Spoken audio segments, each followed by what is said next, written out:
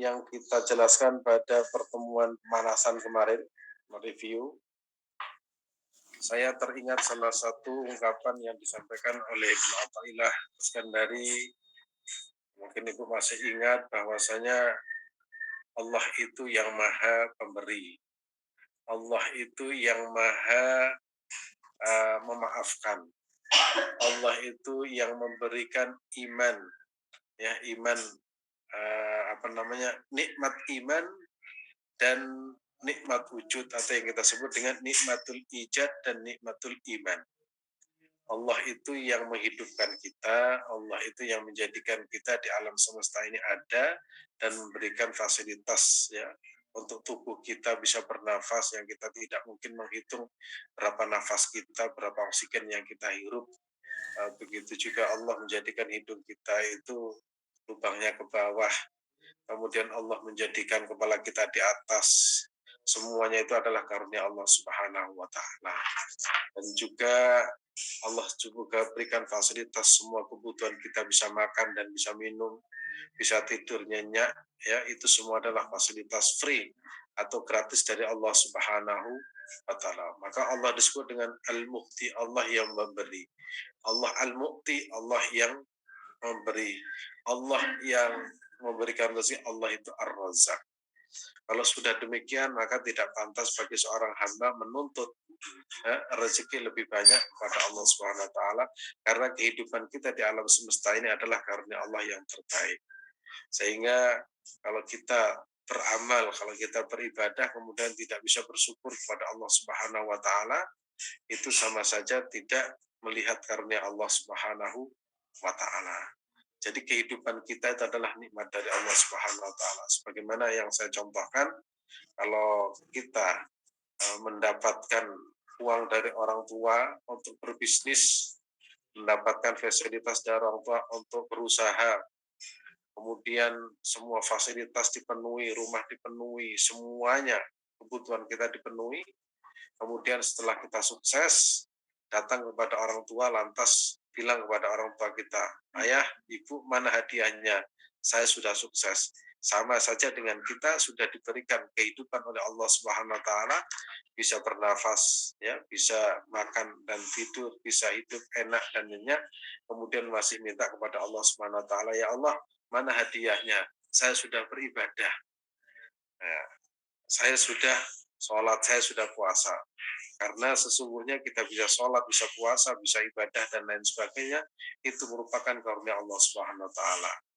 Allah sendiri yang akan membalas. Tak usah diminta pun Allah akan memberi kepada kita semua. Oleh karena itu, ini mengingatkan bahwa kita tidak pantas meminta imbalan apapun kepada Allah. Cukup kita mengerjakan ibadah yang Allah perintahkan, secara otomatis Allah akan memberikan imbalan. Maka yang paling penting adalah banyak mengingat Allah Subhanahu wa taala. Dengan demikian, maka kita telah melaksanakan perintah Allah Subhanahu wa taala dengan sebaik-baiknya. Kalau kita terlalu banyak meminta kepada Allah Subhanahu wa taala, itu seolah-olah kita tidak percaya kalau Allah itu Maha Pemberi. Tanpa diminta pun Allah itu akan berbagi kepada kita. Allah itu Maha Memberi. Allah itu Maha segalanya. Allah itu berkuasa atas segalanya, atas diri kita, bahkan untuk alam semesta. Maka dalam hal ini ikhlas itu sangat mudah, ya. Ikhlas itu sangat mudah. Kalau tidak ada ikhlas, mungkin tidak ada orang membantu orang lain.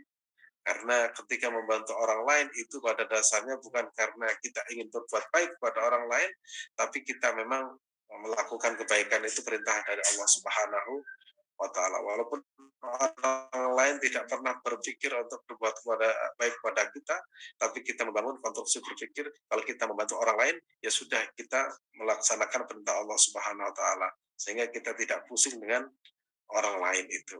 Nah, ini yang harus kita ingat, yang harus kita laksanakan setiap dari perilaku kita untuk kehidupan sehari-hari. Nah, Bapak Ibu yang dirahmati Allah Subhanahu wa taala, pada pagi hari ini ya, kita akan mengulas kembali tentang tawadhu yang sesungguhnya itu adalah tawadhu yang timbul dari melihat keagungan Allah Subhanahu wa taala dan terlihatnya sifat-sifat Allah Subhanahu wa taala. Mungkin bisa ditampilkan. Nah, kita membahas pada minggu sebelumnya tentang tawadhu. Tawadhu ini banyak, mulai orang yang mengatakan bahwa dirinya orang tawadhu itu adalah orang yang sombong sesungguhnya. Kalau ada orang mengatakan, misalkan nih, dalam candaan, kita mendapatkan mendapatkan rezeki, kita kemudian mendapatkan apa namanya rezeki lah misalkan, kemudian kita berkata rezeki anak soleh, ini rezekinya anak soleh ini, pantas saja saya mendapatkan saya orang soleh. Itu sebenarnya kalau kita lihat pada hakikat kalimat tersebut, itu sedang menyombongkan diri. Karena memang kita bukan soleh-soleh amat.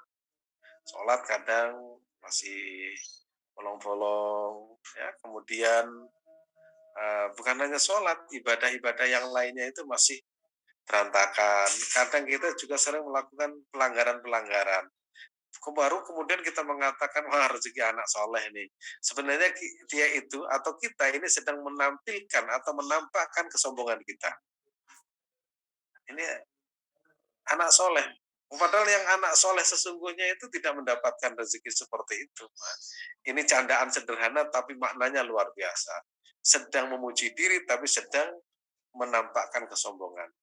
Oleh karena itu kalau kita mendengarkan rezeki anak soleh itu, ya anggap saja itu candaan ya, jangan dimasukkan dalam hati. Kalau dimasukkan dalam hati itu kesombongan yang sangat luar biasa.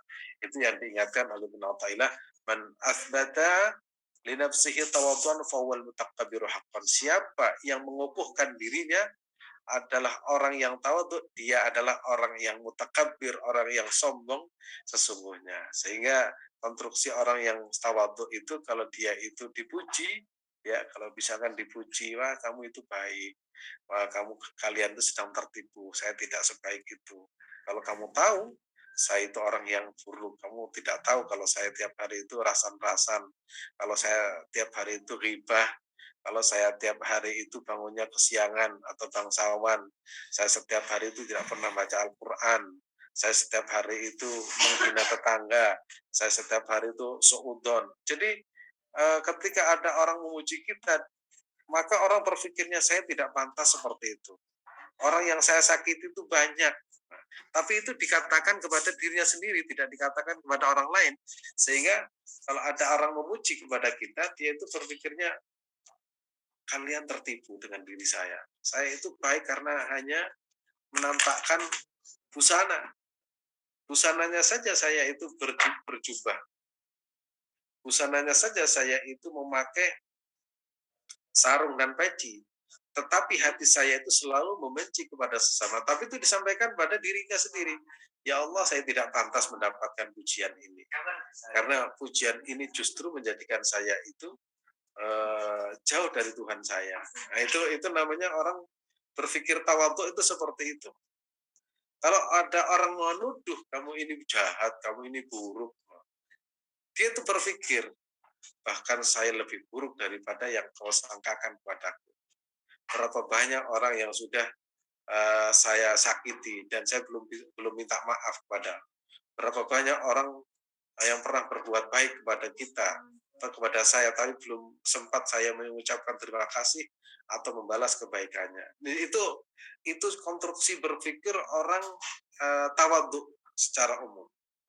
Nah, tentu saja kita tidak seperti yang diharapkan oleh Allah Subhanahu wa taala secara sempurna memiliki sifat tawadhu, tapi minimal kita itu sudah memulai berjalan, ya, berjalan pada real tawadhu yang diajarkan oleh baginda Rasulullah Sallallahu Alaihi Wasallam yang bersumber dari kitab suci Al-Quran.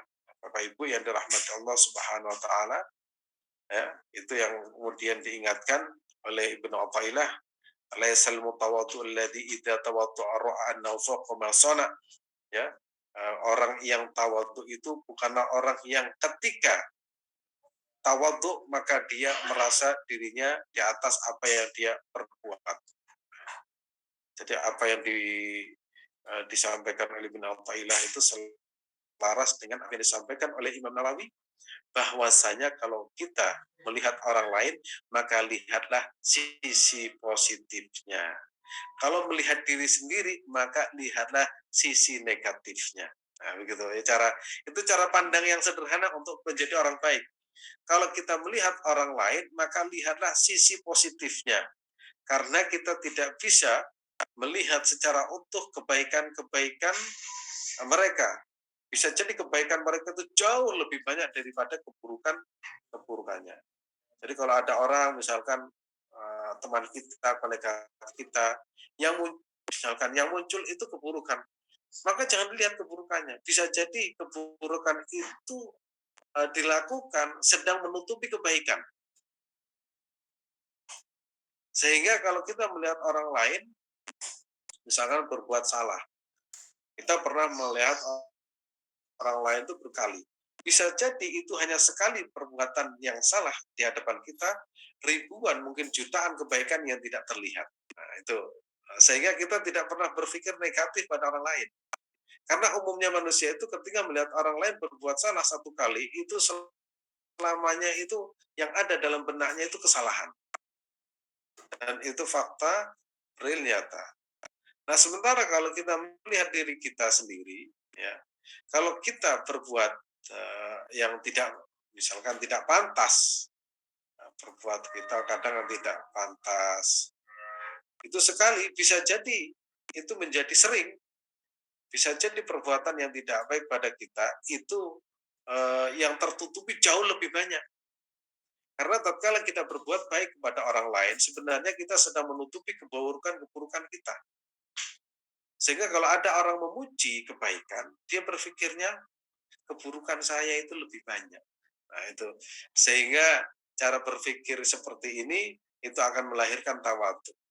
Dan insya Allah, walaupun kita belum sempurna untuk menjadi orang yang tawadhu, tapi yakinlah ya bahwa kita sedang menuju menjadi orang yang tawadhu sisi Allah Subhanahu wa taala. Oleh karena itu mari kita baca bersama-sama supaya kita mendapatkan keberkahan dari pengajian pada Bismillahirrahmanirrahim. Qala al-muallif rahimahullah wa nafa'ana bihi wa bi ulumi fit dharain amin.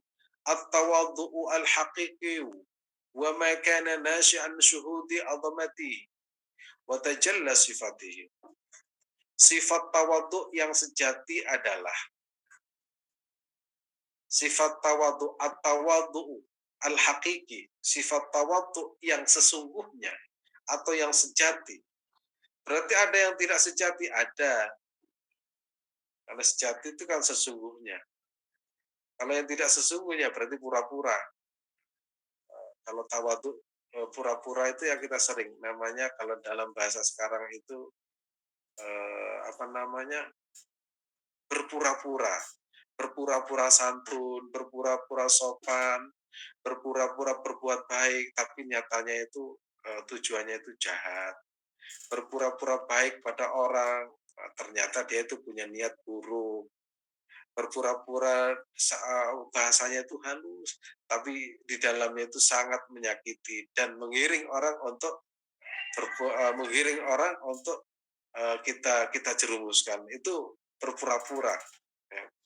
At-tawadhu al-haqiqi, yaitu tawadhu yang sesungguhnya, yaitu tawadhu makana nasyian itu muncul atau timbul an syuhudi azamatihi, ya, an syuhudi azamatihi, yaitu muncul atau melihat keagungan Allah Subhanahu wa taala.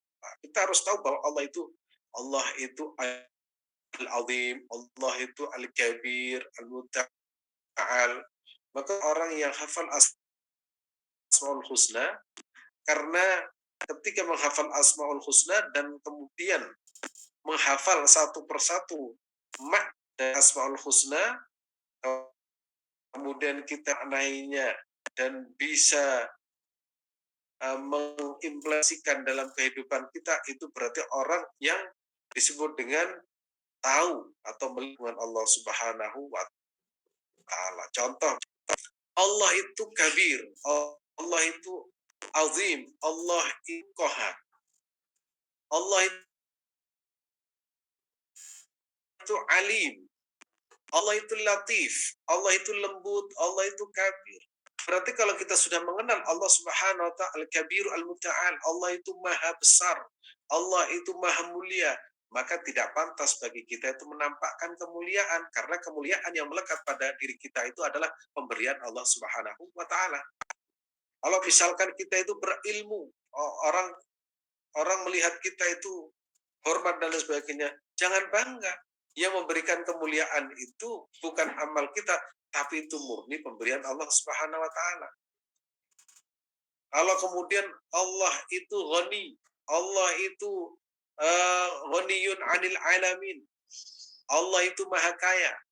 Jangan kemudian merasa wah saya ini hebat, saya ini berhasil karena prestasi saya. Jangan. Maka lihatlah ya, an syuhudi azamatihi, lihatlah keagungan Allah Subhanahu wa taala apa? Allah yang memberikan kekayaan, Allah itu ghaniyun. Allah itu yang memberikan kekayaan. Kalau misalkan kita sehat walafiat, Allah itu menyembuhkan, Allah itu menyehatkan. Makanya dalam doa kita sering Rabbi uh, apa namanya?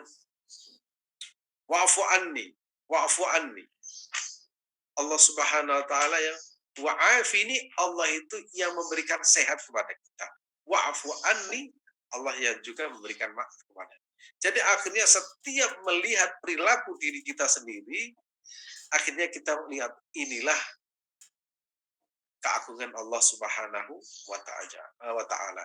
Wa tajalla sifatihi, dan melihat sifat-sifat mulia Allah Subhanahu wa taala. Itu tawadhu yang sesungguhnya. Kalau sudah seperti itu, maka kita tidak akan melihat sedikit pun kecuali di situ adalah keagungan Allah Subhanahu wa taala. Jadi di dunia ini tidak ada yang hebat.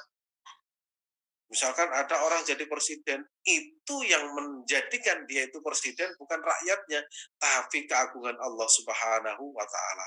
Nah, melalui apa? Melalui rakyat yang memilih untuk menjadi seorang presiden. Nah, akhirnya kita melihat siapa yang aku, Allah Subhanahu wa taala. Nah, kondisi seperti inilah ya, iman orang yang seperti ini tidak tergantung kepada makhluk, tapi dia itu menyandar kepada Allah Subhanahu wa taala. Misalkan melihat orang yang keren, cantik atau ganteng. Allah itu maha cantik. Allahu jamilun. Allah itu maha cantik. Sebenarnya sekian persen kecantikan sifat Allah ya, jamil, keindahan Allah itu yang dilekatkan pada makhluknya. Maka tidak pantas bagi kita itu untuk merasa sombong karena merasa cantik. Karena sesungguhnya kita dulu tidak ada, Allah ciptakan, kemudian kita ada. Yang dulunya jelek, kemudian Allah berikan kecantikan atau kegantengan, sehingga sewaktu-waktu akan dicabut. Berarti yang maha terpuji adalah Allah Subhanahu wa taala. Maka Allah itu Al-Hamid, yang berhak mendapatkan pujian. Oleh karena itu kalau kita sedang memuji, ya, memuji Allah Subhanahu wa taala, itu alhamdulillahirabbil alamin, segala puji milik Allah Subhanahu wa taala. Kalau ada orang yang hebat, konglomerat, misalkan ini semua punya, ini dan itu punya. Allah itu maliki yaumiddin. Allah itu zat yang memiliki segalanya. Tanpa pemberian Allah itu tidak akan bisa. Nah, ini akhirnya yang dilihat itu akhirnya itu namanya nasyi'an an syuhudi azamatihi wa tajalla, ya, wa tajalla sifatihi. Dan kalau kita sudah punya konstruksi berpikir seperti itu, insya Allah kita ini akidah kita, tauhid kita itu selamat. Kalau sudah selamat, insya Allah kita berhak mendapatkan akhirat atau bahagia di akhirat bersama Allah Subhanahu wa taala. Dan yang paling sering terjadi adalah ketika melihat diri kita hebat itu masih bangga, saya ini hebat, banyak orang hormat, saya ini pintar, banyak orang yang memuliakan saya saya ini berhasil karena prestasi saya. Akhirnya ketika masih sayanya muncul, dianya muncul, itu masih belum menyaksikan kebesaran Allah Subhanahu wa Ta'ala. Dan mudah-mudahan kita termasuk orang-orang yang dikategorikan oleh Ibnu Athaillah ini sebagai orang yang disebut dengan menyaksikan keagungan Allah Subhanahu wa Ta'ala, sehingga tidak ada yang kita banggakan di alam semesta ini karena semuanya itu dari tidak ada menjadi ada, kemudian Allah adakan, Allah berikan kesempatan untuk hidup beberapa saat kemudian, dan kemudian Allah kembalikan kita tidak ada. Dari hakikatnya kita ini adalah tidak ada, karena dari ada menjadi ada dan kemudian tidak ada. Yang ada adalah Allah Subhanahu wa taala. Begitu juga alam, Allah adakan alam semesta ini, kemudian Allah rancang alam semesta ini seperti dalam Al-Qur'an itu surat apa? Surat Al-Baqarah ayat kursi ya. Allahu la ilaha illa wal hayyul qayyum la ta'khudhuhu sinatun wa la nawm lahu ma fis samawati wa ma fil ardh man dhal ladzi yashfa'u indahu illa ya'lamu ma baina aydihim wa ma khalfahum wa la yuhituna bi syai'in min ilmi illa bima syaa' wasi'a kursiyuhu samawati wal ardh wa la ya'uduhu hifdhuhuma wal 'aliyyul Allah yang jaga alam semesta ini. Kemudian Allah juga yang nanti yang menghancurkan. Akhirnya Allah Subhanahu wa taala itu meminta pertanggungjawaban hambanya. Jadi alam semesta ini diadakan dan suatu saat juga akan kembali tidak ada. Dan mumpung kita masih ada, maka gunakanlah waktu sebaik-baiknya untuk mengukir ya nama baik, dan insya Allah kebaikan-kebaikan kita akan tercatat ya di Lauh Mahfuz, akan tercatat di catatan malaikat, database kita ya, data-data kita semuanya akan menjadi baik, dan insya Allah kita itu termasuk orang-orang yang berhak mendapatkan imbalan karena amal kita karena Allah Subhanahu wa taala. Kita lihat berikutnya. Nah, ini sudah saya singgung kemarin.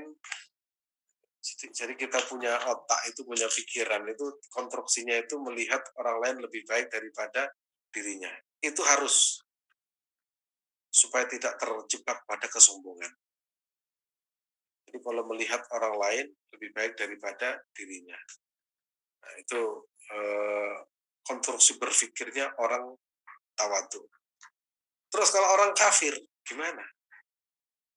Selama hidup, kalau ada orang yang masih hidup, itu walaupun orang kafir, itu belum tentu permanen ya. Sekali lagi belum tentu permanen. Misalkan ada orang kafir, bisa jadi dia itu besok masuk Islam. Bisa jadi besoknya lagi. Bisa jadi minggu lagi, bisa jadi bulan depan, bisa jadi tahun depan, bisa jadi nanti 10 tahun yang akan datang, kita tidak tahu. Karena yang tahu adalah Allah Subhanahu wa taala. Contoh dulu katanya Rusia itu komunis, ternyata Islam tumbuh subur. Kita juga tidak pernah berpikir. Ya, kita tidak pernah berpikir. Dan tidak pernah terbesit dalam pikiran kita karena memang yang punya rencana alam semesta ini Allah Subhanahu wa taala. Dulu Cordova atau yang kita sebut Spanyol itu semuanya beragama Kristen. Kemudian Allah berikan seseorang namanya Abdurrahman Ad-Dakhil masuk di Cordova, kemudian dikembangkan Islam di situ. Akhirnya semuanya menjadi Islam. Tapi tidak lama, kemudian berubah seperti sekarang, akhirnya dikuasai oleh Kristen lagi. Kita tidak tahu. Padahal dulu tokoh-tokoh Islam masuk di situ, nah, itu Andalusia, nah, kemudian kita tidak tahu. Indonesia, mungkin zaman dulu belum ada nama Indonesia, mungkin orang berpikir pada saat itu adalah ya, orang yang beragama Hindu dan beragama Buddha, semuanya menyembah berhala. Tapi saat ini Indonesia itu 90% itu beragama Islam. Kita tidak tahu. Maka kita harus membangun positive thinking. Di samping kita selamat, yang kedua, insya Allah dengan berpositive thinking itu menjadi sehat, imunitas itu naik. Nah, itu juga melihat dirinya banyak kesalahan dan kekurangan, sehingga tidak sempat melihat kekurangan orang lain. Ketika ada yang membincangkan keburukannya, dia berkata bahwa dirinya lebih buruk daripada apa yang disangkakan kepadanya. Ketika orang lain yang memuji kebaikannya, dia berkata, kalian salah sangka karena saya tidak sebaik yang kalian pikirkan. Nah, itu konstruksi dasar orang berpikir tawadu.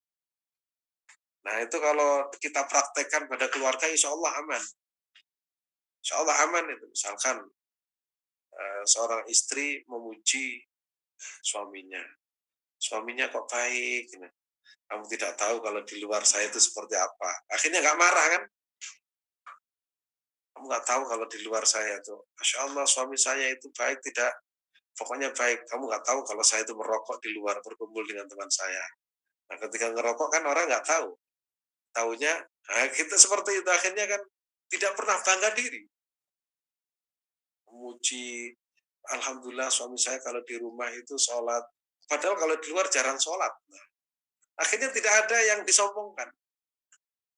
Misalkan kalau misalkan istrinya ngamuk ya, marah. Ah, suami nggak bertanggung jawab suami ini. Kamu lebih kalau tahu hati saya itu jauh lebih buruk daripada yang kau sangkakan. Akhirnya tidak ada muncul dirinya itu sombong. Itu kalau diterapkan di keluarga. Sehingga akhirnya keduanya itu saling introspeksi diri, melihat kekurangannya masing-masing dan kelebihannya untuk membangun keluarganya. Itu kalau diterapkan dalam berkeluarga. Kalau diterapkan dalam bermasyarakat, itu jauh lebih bagus. Sehingga tidak ada orang yang merasa lebih baik. Kalau dipuji, dia itu tidak pernah bangga. Saya tidak layak mendapatkan pujian, tapi akhirnya kerjanya tetap sungguh-sungguh dan prestasi produktif. Karena akhirnya ikhlas kan yang muncul. Coba kalau sebaliknya, saya ini sudah kerja nggak dihargai, saya ini sudah kerja sungguh-sungguh, tapi ternyata engkau tidak memberikan apresiasi. Itu kan akhirnya itu yang muncul itu kan meminta penghargaan dari orang lain. Sehingga akhirnya orang yang demikian ini tidak pernah mendapatkan kebahagiaan karena selalu ingin mendapatkan apresiasi. Ketika tidak ada yang mengapresiasi, sakit hati. Nah, kalau sudah sakit hati, akhirnya kinerjanya buruk dan tidak mendapatkan kerja yang ikhlas. Nah, itu kalau kita terapkan ya. Kita terapkan dalam keluarga, dalam institusi, ya kita terapkan dalam ibadah apalagi. Dan cara berpikir ini memang harus dibangun. Sehingga kalau semuanya orang tawadhu, insya Allah itu kerjanya itu profesional, ya, dan proporsional, tapi hasilnya itu maksimal. Dan mudah-mudahan kita termasuk orang-orang yang demikian. Walaupun sangat sulit, tapi yakin kalau kita sungguh-sungguh, insya Allah bisa. Apalagi bernegara ya. Para pejuang-pejuang itu kan tidak pernah itu ingin mendapatkan balasan, apalagi mendapatkan gelar pahlawan. Saya pernah membaca karyanya orang Libanon, tetapi dia itu wartawan di Indonesia, bercerita tentang Kiai Hasyim Asy'ari.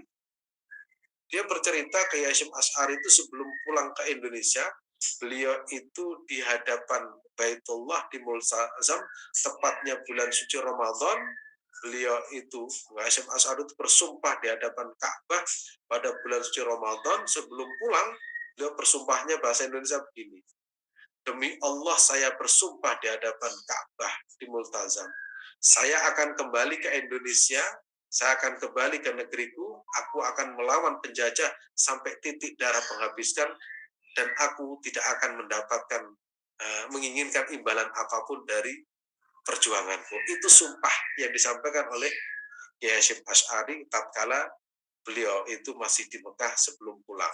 Dan yang menulis sumpahnya itu adalah wartawan dari Libanon. Nah, itu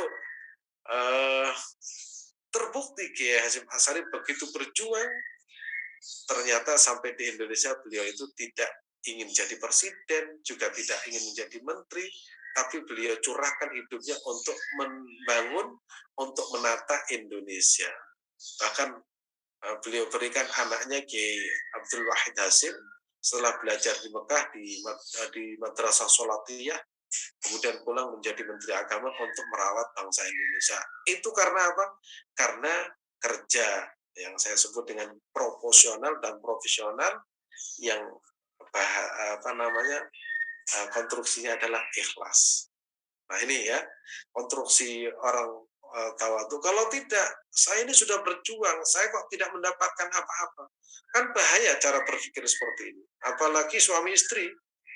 Saya ini sudah kerja tidak dihormati dan tidak dipijit lagi. Yang seperti itu akhirnya isinya kan bertengkar terus-menerus. Nah, kalau sudah bertengkar terus-menerus, penyakit datang dan sebagainya. Dan insya Allah kita tidak termasuk seperti itu. Konstruksi berpikir kita adalah tawadhu, melihat orang lain itu selalu kebaikannya, ketika melihat diri kita adalah kekurangannya. Dan mudah-mudahan Allah senantiasa mencurahkan rahmatnya kepada kita menjadi orang-orang yang tawadhu. Kita lanjutkan.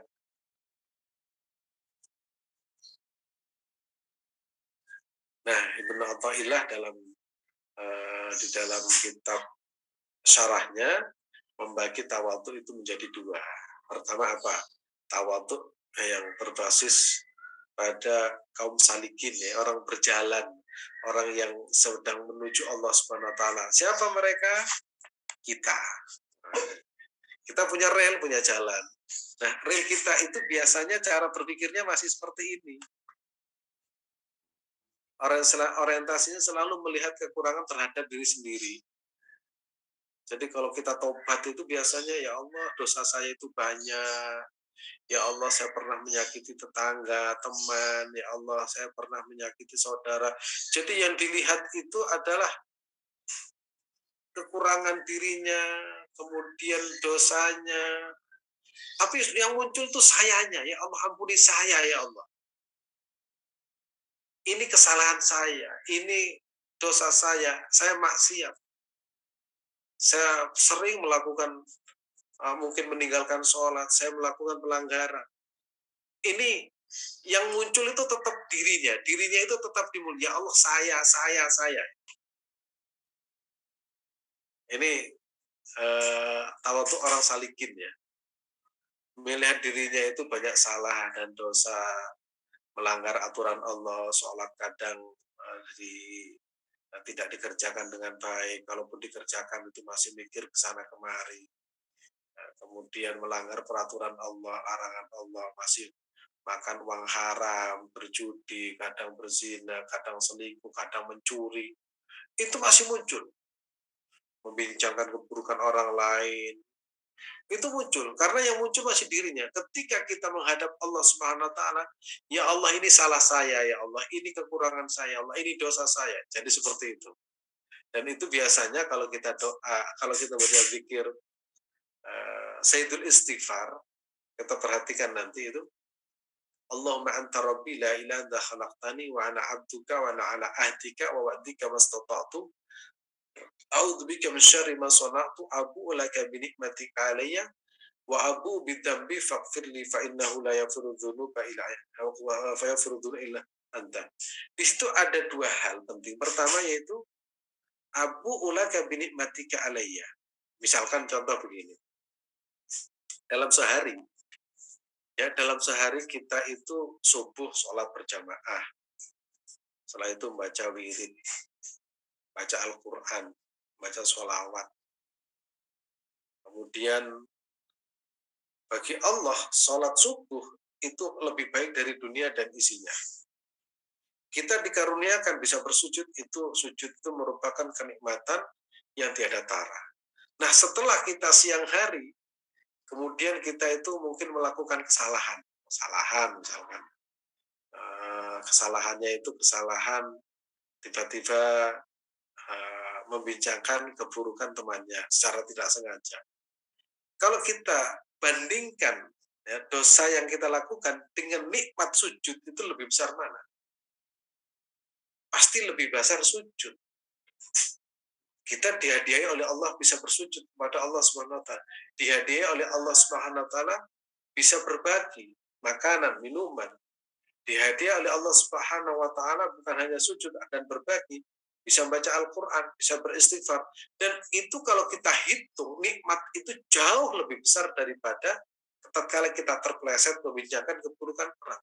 Kalau kita fokus pada kesalahan kita, akhirnya kita mengabaikan nikmat Allah yang begitu besar.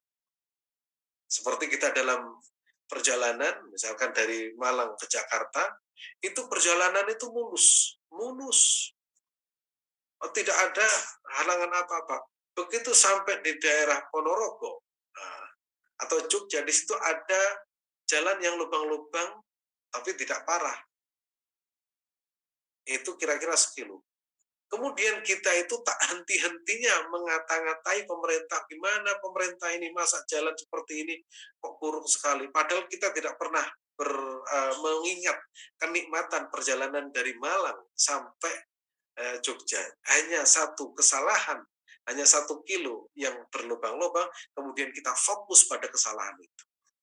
Kita ini hidup di muka bumi ini oleh Allah dijadikan orang yang beriman, Islam, ihsan, sujud sudah tidak pernah kita hitung jumlahnya, rukuk juga tidak pernah kita hitung jumlahnya. Ada yang sudah haji, yang sudah umroh, kemudian ada lagi yang baca Al-Quran, membagi kepada anak yatim, belajar, itu kan kenikmatan. Ya kita lihat bahwa itu sebuah kenikmatan yang sangat agung dari Allah Subhanahu wa taala. Sehingga kalau kita melakukan kesalahan, ya, kita kesalahan tidak fokus pada kesalahan itu. Nah, orang yang salikin itu biasanya masih fokus pada akunya. Saya salah ya Allah, saya salah. Bukan tidak baik, itu sangat baik. Tetapi akhirnya mengabaikan karunia Allah yang begitu besar, yaitu iman dan Islam dan ihsan yang ada pada diri kita. Gitu. Kalau misalkan kita ini punya anak, orang tua punya anak. Anak kita mulai kecil, mulai mengandung, kemudian lahir, disusui selama 2 tahun, dirawat, kalau sakit ditungguin, bahkan kalau apapun itu orang tua itu rela melakukan apa saja demi keselamatan anaknya. Kemudian sang anak ya karena bandel tiba-tiba dibentak. Kamu ini nggak punya aturan, membentak 1 kali, kemudian sang anak melihat bentakan itu menafikan, meniadakan jerih payah orang tua seumur hidup. Itu anak seperti apa? Misalkan kita ini sebagai anak, kemudian orang tua memarahi kepada kamu itu ya nggak punya aturan. Hanya sekali, kemudian sekali ucapan kita meniadakan kebaikan orang tua mulai kecil sampai dewasa. Itu kira-kira orang tua akan merasa apa? Sakit hati. Bagaimana seorang anak melakukan itu? Apakah bisa dikatakan anak yang baik? Pasti tidak baik. Karena apa? Meniadakan kenikmatan yang diberikan orang tua mulai sejak kecil sampai dewasa.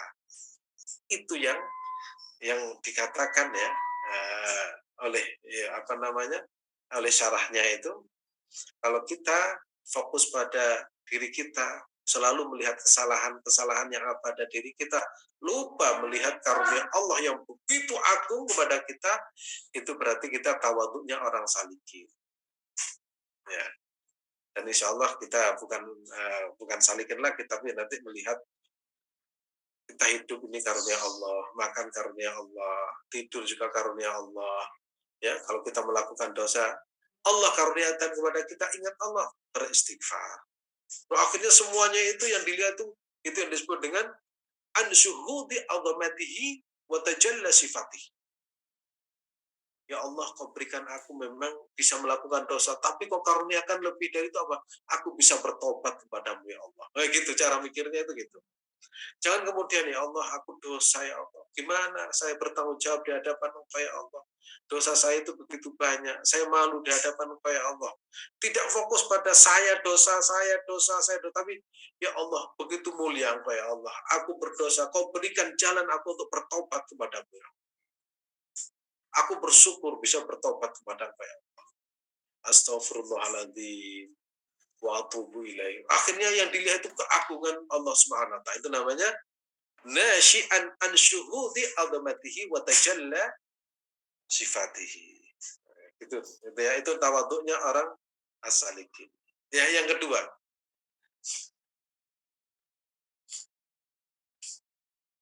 Kita lanjut.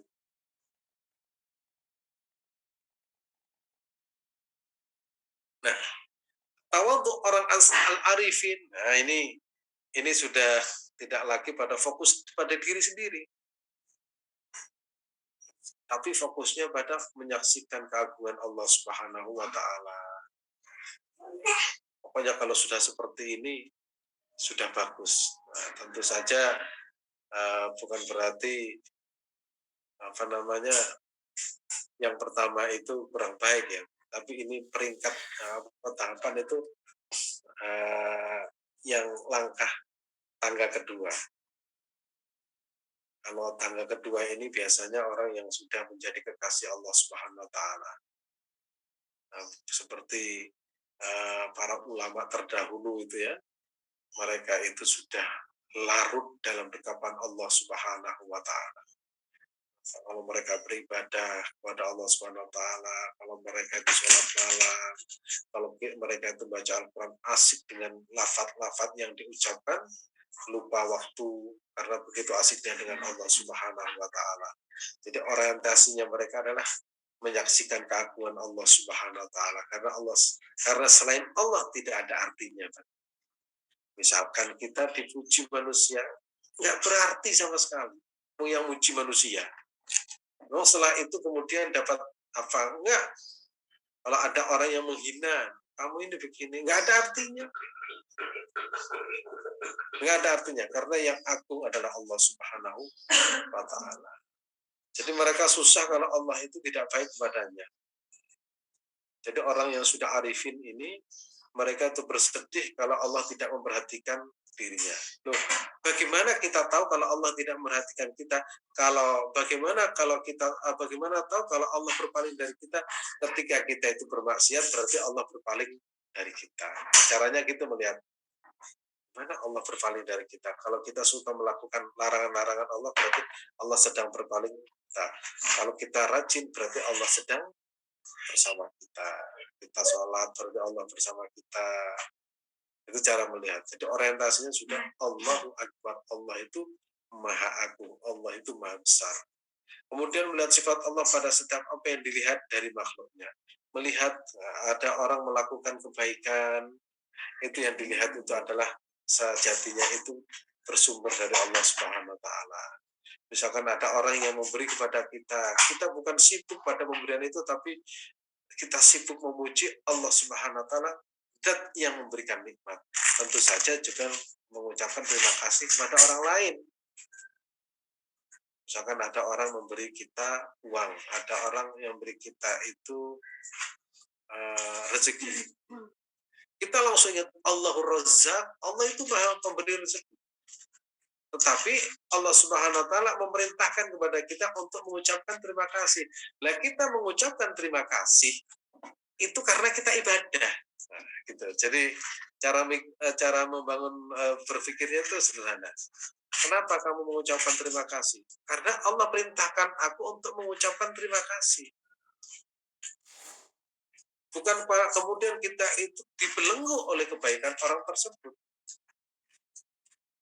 Oh, dia itu pernah berbuat baik pada saya pernah berbuat baik pada dia. Kemudian kita dibelenggu, saya melakukan itu karena apa?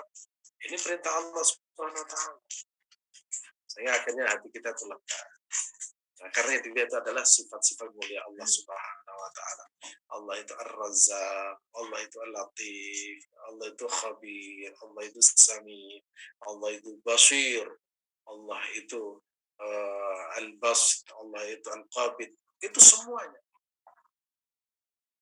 Mereka sudah tenggelam dalam keagungan Allah Subhanahu wa taala dan selalu menyaksikan kemuliaan Allah Subhanahu wa taala. Itu tawadhu'nya arifin, ini biasanya para kekasih-kekasih Allah Subhanahu wa taala. Makanya kekasih Allah Subhanahu wa taala itu tidak pernah susah dalam hidupnya. Ala inna auliya Allah fala khaufun alaihim walahum yahzanun. Tapi kita masih dalam salikin perjalanan, dan mudah-mudahan Allah sampaikan perjalanan itu kita semakin dekat dengan Allah Subhanahu wa taala. Ya, semakin takut kepada Allah berarti kita semakin dekat dengan Allah Subhanahu wa taala. Jadi pernah kita membahas tentang khasyah, semakin takut kepada Allah akan semakin dekat dan semakin betah bersama Allah Subhanahu wa taala. Kalau kita takut pada institusi kita, ya maka kita akan semakin menjauh. Karena kalau kelihatan itu takut. Tapi kalau kita takut kepada Allah akan semakin mendekat. Kalau kita takut dengan orang, takut dengan hewan, takut dengan hantu, akan menghindari. Tapi kalau kita takut kepada Allah, selalu mendekat dan selalu ada dalam dekapannya. Makanya orang yang senantiasa takut kepada Allah, sholatnya itu semakin rajin. Ibadahnya itu semakin rajin. Sedekahnya juga semakin rajin. Sujudnya semakin kuat. Rukunya juga semakin kuat. Itu tandanya orang takut kepada Allah Subhanahu wa taala. Itu. Kalau tidak takut kepada Allah Subhanahu wa taala karena merasa dirinya tidak dilihat oleh Allah Subhanahu wa taala, sehingga dia tidak pernah melakukan perintah Allah dan cenderung melakukan pelanggaran. Berani melakukan pelanggaran karena merasa tidak diawasi oleh Allah Subhanahu wa taala. Nah, kalaupun ada orang yang melakukan pelanggaran, segera bertobat kepada Allah Subhanahu wa taala, beristighfar, berarti akhirnya Allah tidak berpaling dari kita. Kita lanjut.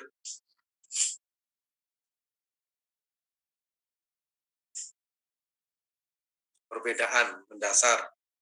Orang yang tahu itu karena merasa dirinya banyak dosa, merasa hina, termasuk ya, masuk dikategorikan sombong oleh orang-orang yang arifin, karena tawaduknya orang salikin itu masih mengedepankan dirinya, masih dirinya. Jadi minta ampun ya Allah, saya ini ya Allah. Jadi semuanya itu saya. Itu masih dikategorikan sombong. Sementara tawaduk orang-orang al-arifin dan sudah merasa tidak ada artinya sedikit pun di hadapan Allah SWT, karena yang disaksikan adalah kebesaran dan keagungan Allah Subhanahu wa taala. Misalkan saya berikan contoh, kita ini kan tidak lepas dari dosa, maksiat. Telinga kita, tangan kita, pikiran kita. Tadi saya sampaikan kalau masih orang itu fokus melihat kekurangan, ke dosa-dosanya, akhirnya setiap hari itu yang nilai Allah, ampuni aku ya Allah, dosaku ya Allah. Lupa bahwa Allah itu Maha Pengampun. Lihat Allah itu Ghafurur Rahim. Sampai kapanpun kita akan ditunggu oleh Allah Subhanahu wa taala tobatnya. Yang dilihat itu bukan kesalahan, tapi Allah Maha Pengampunnya. Allah itu Maha Pemaafnya. Nah, itu cara berpikirnya itu sederhana. Kalau salikin itu, ya Allah saya ini ya Allah, saya ini. Apalagi urusan ekonomi, saya ini nggak punya apa-apa ya Allah. Tapi kalau dibalik orang arifin, anta ghaniyun 'anil 'an, engkau maha kaya ya Allah. Engkau pasti tidak akan memberi engkau pasti akan memberi setiap hamba. Aku adalah hambamu, kau pasti memberi, tentu saja bukan yang aku inginkan, tapi yang kau butuhkan, yang saya butuhkan. Jadi akhirnya cara berpikirnya, Allah memberi hambanya itu sesuai dengan kebutuhannya, bukan yang diinginkan hambanya. Itu. Kalau masih aku, ya Allah, saya sudah sholat, saya sudah puasa, aku dapat apa ya Allah? Oh, itu kan berarti masih akunya muncul. Kalau sudah al-arifin, cara berpikirnya engkau maha memberi. Engkau tidak diminta pun engkau akan tetap memberi. Maka percuma aku meminta berkali-kali, karena engkau diminta pun atau tidak minta, engkau adalah Razzaq, engkau adalah memberi. Jadi akhirnya itu meminta itu malu pada Allah Subhanahu wa taala. Terus apa tidak minta? Kalau dia itu meminta, aku tidak peduli kau kabulkan atau tidak tatkala aku meminta, karena yang aku tahu engkau adalah Maha Pemberi. akhirnya nilainya apa? Ibadah. Nah, itu sudah sampai derajat al-arifin. Dan mudah-mudahan suatu saat kita dituntut oleh Allah Subhanahu wa taala, ya tentu saja melalui guru-guru kita, ya guru-guru kita yang mengajarkan ilmu kepada kita, menuntun supaya hati kita itu usul kepada Allah Subhanahu wa taala. Kalau sudah usul itu biasanya manusia itu sudah tidak gampang galau dalam hidupnya. Nah, kalau kita masih galau itu berarti ya memang manusia asli, ya manusia yang sempurna. Kalau ada orang yang menyakiti, sakit hati, tapi yakinlah kita punya jalan bahwa Allah Subhanahu wa taala itu memberikan jalan. Sakit hati, tapi ketika sakit hati ingat Allah Subhanahu wa taala. Kenapa harus sakit hati? Allah mengajarkan supaya kita tidak sakit hati. Ini insya Allah kita dengan guru-guru kita yang mengajarkan kita, insya Allah kita akan menjadi orang yang lebih baik. Kita lanjutkan.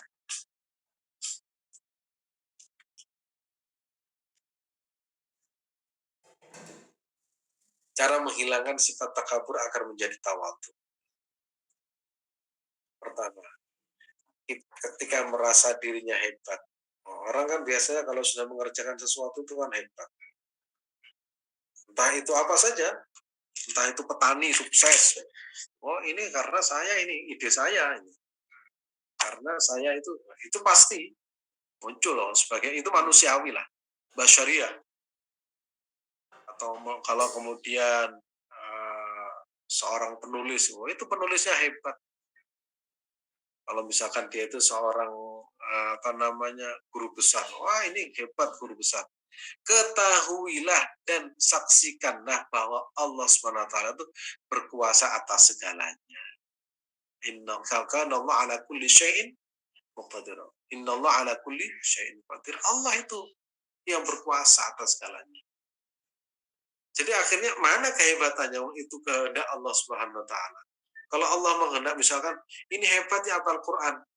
Jadi cara mikirnya itu bukan hebat hafal Quran, tapi Allah sedang menitipkan Al-Quran pada dirinya. Mana hebatnya? Wah ini misalkan ini jadi profesor doktor hebat ini. Allah sedang menitipkan ilmunya kepada dia. Kalau sudah kena stroke hilang semua sudah. Makanya kalau orang orientasinya pada diri sendiri, ketika orang itu ada, maka tidak ada artinya sudah. Tapi kalau orientasinya kepada Allah Subhanahu wa taala seperti ulama-ulama terdahulu, mereka memang sudah tidak ada, tapi karya mereka tetap hidup selamanya dan dibaca karena apa? Orientasi mereka itu bukan pada dirinya, tapi Allah Subhanahu wa taala. Seperti dalam Al-Qur'an, "Iqra bismi rabbikal ladzi khalaq." Iqra, bacalah dengan apa? Iqra bismi, dengan menyebut nama Allah Subhanahu wa taala. Jadi setiap akan melakukan sesuatu disandarkan kepada Allah Subhanahu wa taala. Nah, itu namanya tahu bahwa Allah itu berkuasa atas segalanya. Jadi akhirnya tidak pernah berpikir saya ini hebat, saya ini kuat. Enggak. Yang hebat itu Allah, yang berkuasa itu Allah. Saya ini bisa jadi ini bukan saya itu karena saya kerja keras. Enggak ada yang tidak kerja keras tapi kaya. Walaupun umumnya orang yang kerja keras, tapi kadang kalau di Indonesia yang kerja keras itu tidak kaya jauh lebih banyak daripada yang kerjanya biasa-biasa tapi kaya. Nah, berarti bukan kerja keras yang menjadikan orang kaya, orang hebat. Tapi itu tadi, Allah berkuasa atas segalanya. Kalau Allah sudah berkuasa atas segalanya, akhirnya kita menyadari bahwa kita ini adalah orang yang tidak ada artinya kecuali atas kuasa Allah Subhanahu wa taala. Kemudian ketika merasa dirinya kaya dan perkasa, saksikanlah bahwa Allah Subhanahu wa taala ghaniyun 'anil 'alamin. Ghaniyun, Allah itu maha kaya. Allah menghendaki orang tertentu kaya. Kadang kerjanya biasa-biasa saja, tapi kemudian Allah berikan kemudahan. Allah menjadikan orang itu tidak kaya, walaupun kerja pagi pulang sore, itu tetap hidupnya biasa-biasa saja. Nah, karena Allah itu maha kaya. Yang dimaksud maha kaya di sini tidak butuh, ya, Kalau manusia itu punya sifat tidak butuh orang lain, berarti sudah melaksanakan, ya, sudah mengimplementasikan sifat Allah Subhanahu Wa Taala. Hanya butuh kepada Allah Subhanahu Wa Taala. Jadi kalau kita misalkan bisa berbagi, bisa ini, ketahuilah itu Allah Maha Kaya yang sedang dititipkan kepada kita, dan akhirnya kita itu kaya menjadi orang yang bersyukur, karena dengan kekayaan itu kita semakin dekat dengan Allah Subhanahu Wa Taala. Jadi akhirnya bukan melihat saya ini kaya, tapi inilah karunia Allah yang dititipkan kepada kita. Ketika merasa dirinya dermawan, ketahuilah bahwa Allah Subhanahu Wa Taala Maha Mu'ati. Allah itu Maha Mu'ti. Allah itu Maha Razak. Allah itu Maha memberi. Sehingga kadang saya tergelitik, ya.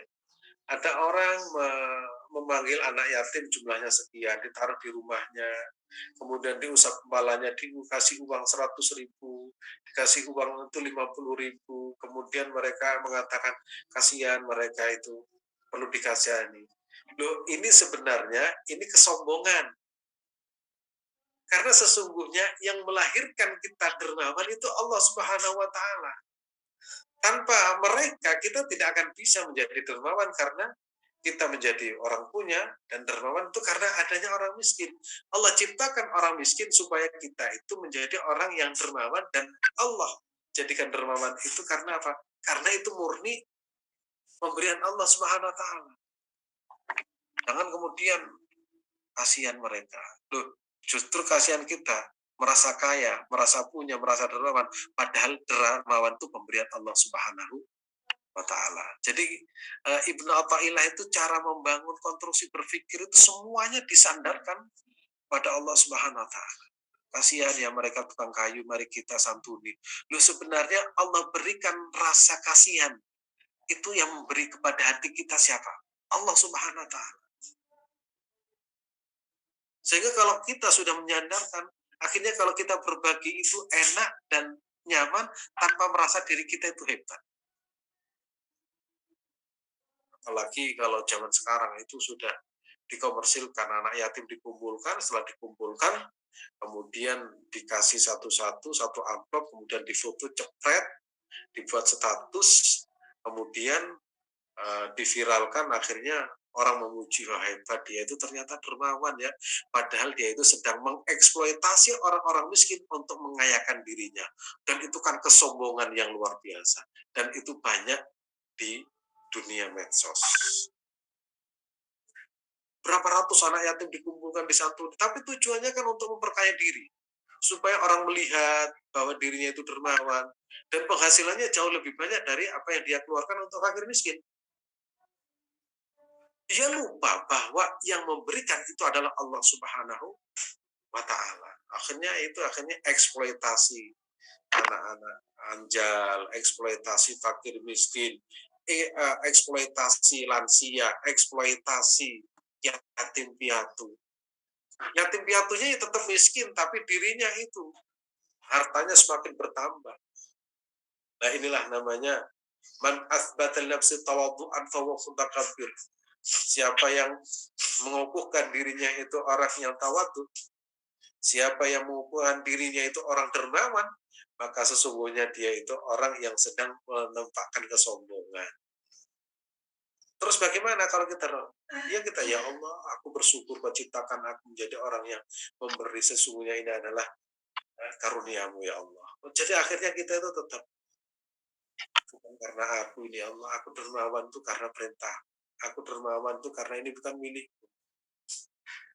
Nah, itu yang kemudian menjadi hamba yang bersyukur ya. Makanya ritme hati itu memang harus ditata. Dan cara menata hati itu memang harus ada yang mengajarinya. Kalau tidak ada yang mengajari, akhirnya menjadi orang hebat, akhirnya dia itu, wah ini karena karya saya. Kemudian kalau kita itu menjadi orang, ini prestasi saya. Kalau kita menjadi dermawan, ini karena saya ini dermawan ini. Mereka itu akhirnya memuliakan saya. Bukan, kita hebat juga karena Allah.